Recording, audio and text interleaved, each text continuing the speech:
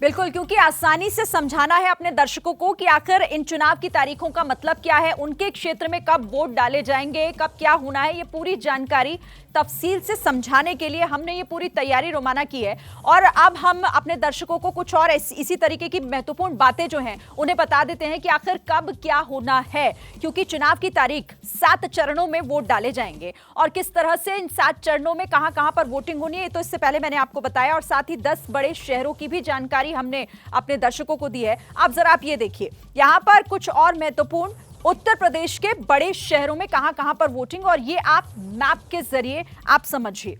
यहां पर इस मैप के जरिए आप उन शहरों में, लखनऊ में 20 मई को वोट डाले जाने हैं। इसके साथ ही वाराणसी में 1 जून की तारीख है जब वाराणसी में वोट डाले जाएंगे। फिर आती है प्रयागराज की बात, जब 25 मई को प्रयागराज में वोटिंग होनी है।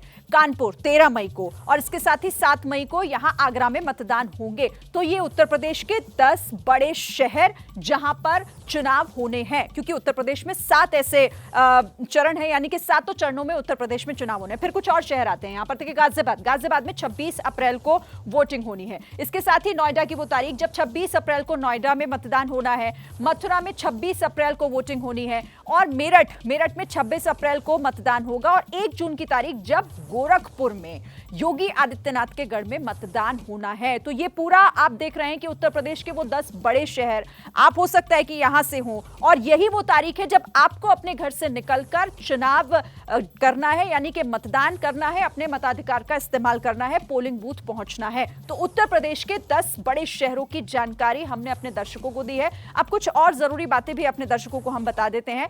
यहां पर उत्तर प्रदेश में कहां कहां पर वोटिंग होनी है, और इसके साथ ही आगे भी और जानकारी डेटा सेंटर से मैं अपने दर्शकों तक पहुंचाऊंगी। फिलहाल आपके पास एक बार फिर से रोमाना। बिल्कुल, तो ये जो जानकारी आप दे रही हैं, मुझे लगता है जरा नीरज का रुख करते हैं। नीरज, इसमें एक दिलचस्प कोइंसिडेंस यहां पर नजर आ रहा है।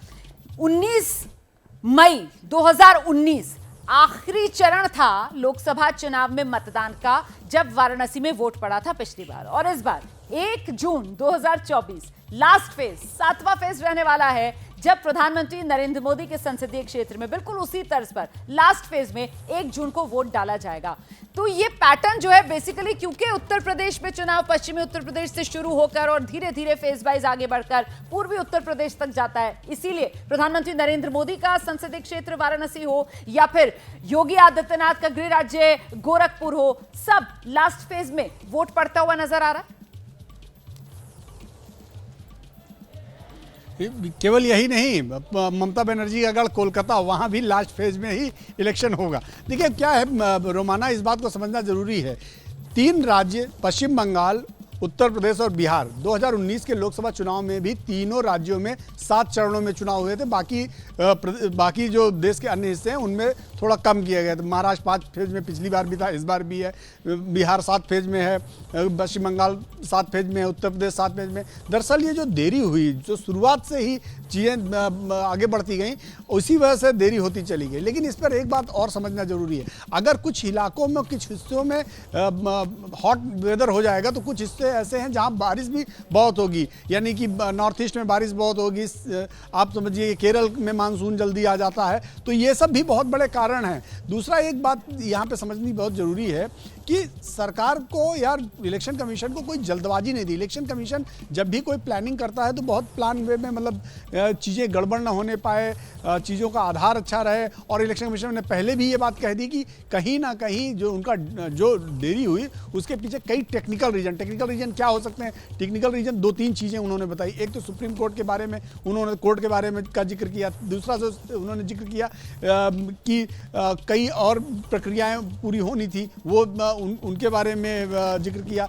जम्मू कश्मीर भी एक बड़ा इशू है। जम्मू कश्मीर में भी वो 3 से 4 बार विजिट उन्होंने किया कई राज्यों। तो ये कई कारण होते हैं इलेक्शन आगे पीछे होने का, लेकिन मुझे ऐसा लगता है महज 11 से 12 दिन ऐसे हैं जो आगे बढ़ाया गया है। यानी कि पिछली बार 19 मई को लास्ट खत्म हुआ था, इस बार 1 जून को लास्ट में होगा। तो करीब 12 दिन का ये गैप आ रहा है। 12 दिन का गैप मुझे लगता है बहुत बड़ा गैप नहीं माना जाएगा, एक नॉर्मल प्रक्रिया की तरह इसे लिया जाएगा। बिल्कुल, ऐसे में जरा जल्दी से अब अब आशीष का रुख कर लेते हैं। और आशीष, कुल मिलाकर अगर राज्य विधानसभा चुनाव जो होने हैं उनका भी यहां पर जिक्र कर लिया जाए तो आंध्र प्रदेश हो, ओडिशा हो, आंध्र में तो एक ही चरण में वोटिंग हो रही है। ये 4th फेज में 13 मई को आंध्र प्रदेश में विधानसभा चुनाव भी लोकसभा चुनाव के साथ हो गए, लेकिन ओडिशा में वही अलग अलग फेजेस में वोट डाले जाएंगे, लोकसभा भी और विधानसभा भी। आशीष जी बिल्कुल रोमाना, इससे पहले आप जो नीरज से डिस्कस कर रही थी प्रारंभिक तौर पर, हालांकि तहसीन पूनावाला का मैं ट्विटर हैंडल देख रहा था, उन्होंने एक ट्वीट किया है, कोई आधिकारिक कांग्रेस के प्रवक्ता नहीं है लेकिन कांग्रेस सिंपैथाइजर है, हम सब जानते हैं। वो एक बड़ी दिलचस्प आरोप लगा रहे हैं एक तरीके से, this schedule allows the honourable prime minister to campaign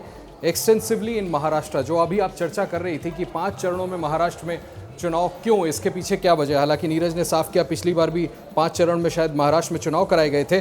तो ये एक बड़ा आरोप ऑपोजिशन की तरफ से लगाया जा रहा है कि कहीं ना कहीं इस बात का ध्यान रखा गया है कि जहां पर ज़्यादा चरणों में, चाहे वो महाराष्ट्र हो, चाहे उत्तर प्रदेश हो, चाहे बिहार हो, चाहे बंगाल हो। मैं आपको जरा सा रोकूंगी आशीष, इस वक्त शिवराज सिंह चौहान की प्रतिक्रिया आ रही है, एबीपी न्यूज संवाददाता से वो बात कर रहे हैं, सुनते हैं। शिवराज सिंह चौहान जिन्होंने खास बातचीत की एबीपी न्यूज से, कैमरामैन होमेन देशमुख के साथ।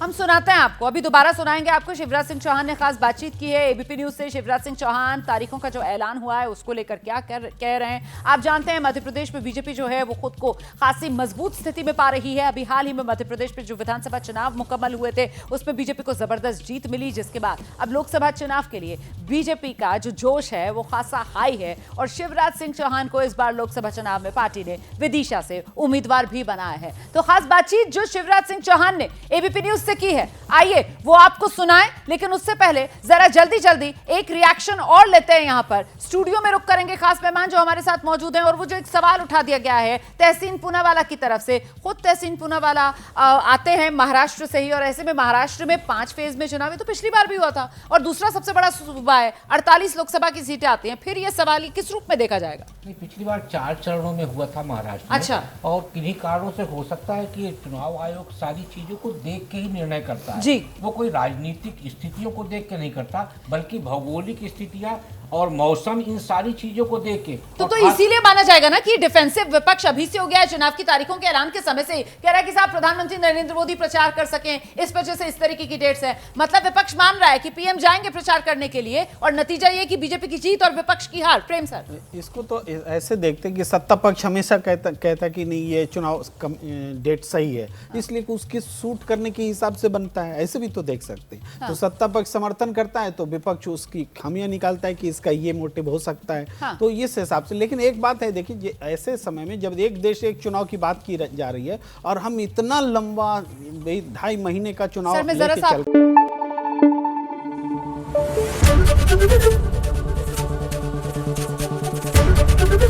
एबीपी न्यूज आपको रखे आगे।